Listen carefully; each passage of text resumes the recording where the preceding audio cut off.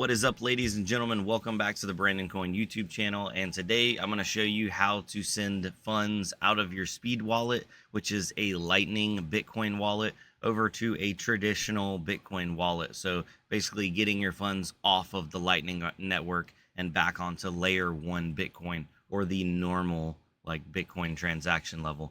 Now, there will be fees involved with this, unfortunately. That's why the Lightning Network was implemented, to bypass a lot of these, crazy fees, because depending on how much load is on the network, the fees can get really, really high. Now, right now, we'll check it. I don't think the fees are bad. Not a lot of people are moving Bitcoin, and we'll just do it right here. We'll do a one take, so no cuts, and you guys can see it from start to finish. Let's see here. So let me change my screen over, and let me move my head over here. There we go. All right, so this is my Phantom wallet, which they have regular layer 1 Bitcoin on here. So if you click receive, this gives you a traditional normal Bitcoin address, just like you'd find on any other exchange or wallet that has Bitcoin. So you just copy that address. Then I'm going to need to open up my Speed wallet, which is right here.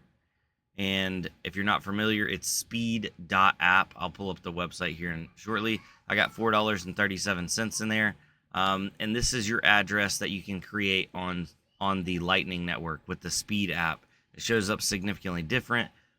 Or there's another way to send Lightning transactions through an invoice system, but it's vastly different than seeing like a traditional address on the Bitcoin network. So just know what you're sending and how you're sending it. So we're going to click send on this, and you need an address or an invoice. So we're going to paste in that Bitcoin address and then proceed. And then we will, what did I have? 4,000 Satoshis. Insufficient balance. Oh, so there's a fee. Okay, right now the network fee is 482 Satoshis, which is about 48 cents. So the Speed fee, which is the fee that Speed takes whenever you send out of their wallet, is right at 4 cents. So this would cost me almost 50 cents to send, not even $4. I have to back this down because I only had like 4,500. So I'd have to set this at like 3,500. And yeah, see, right now it is considered a high fee, I guess, due to the network congestion.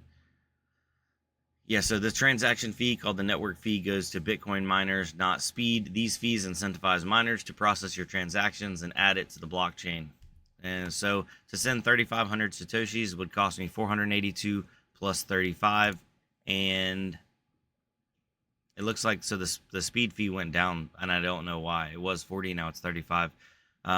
So the total amount that would come out of this account would be 4,000 Satoshis. I'm not going to spend 50 cents to send $3.40, but all you would do is literally click send right there, and then you would go over here, and your Bitcoin would eventually show up in this balance.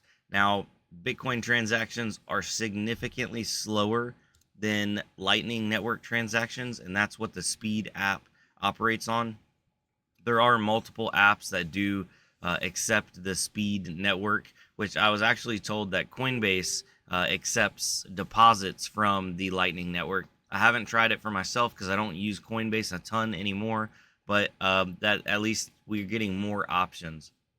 I feel like the Lightning Network is a really good tool that's not utilized as much as people realize. It's one of those things that goes underserved, because in this situation, I can get my funds off of a Bitcoin mining app, which is a cloud mining app, and get them into my Speed wallet. So I actually own those coins instead of them being on this app. And I can do that every single day. And it can be small transactions. And from the Bitcoin mining app to Speed, it's 0 fees. And then I can save up a good amount in the Speed app and then send it all over as one big chunk to get it back onto layer 1 Bitcoin. That way I can put it on an exchange and exchange it, or swap it, or do whatever I need to.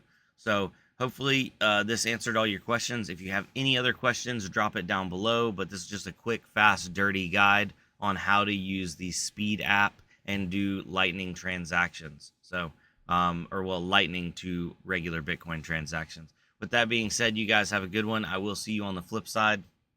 Adios.